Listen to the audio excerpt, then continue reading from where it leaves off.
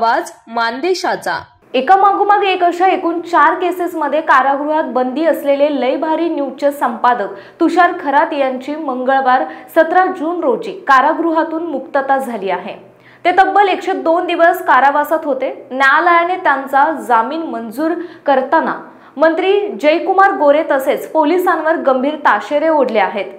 Atrocity खंडणी, विनयभंग खंडणी यांसारख्या अशा केसेस टाकून तुषार खरात यांना तुरुंगात टाकण्यात आले होते। पोलिसांच्या या अटक प्रक्रियेचा मुंबई मराठी पत्रकार संघाने त्यावेळी तीव्र शब्दात निषेध केला होता। जामीन दिल्याबद्दल पत्रकार तुषार खरात यांनी न्यायालयाचे आभार मानले आहेत। न्यायालय सत्याचीच बाजू उचलून धरते हे माझ्या प्रकरणातून स्पष्ट झाल्याची भावना तुषार खरात यांनी मान्स ऑफर न्यूजशी बोलताना व्यक्त केली।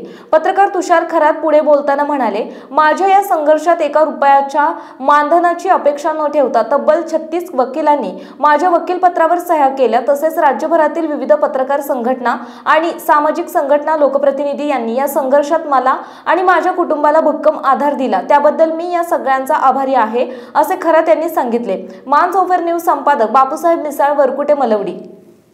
आपल्या जिल्ह्यातील, तालुक्यातील लेटेस्ट बातम्या पाहण्यासाठी आजच मान्स ऑफर न्यूज चॅनलला YouTube वर सबस्क्राइब करा आणि बेल आयकॉन प्रेस करा।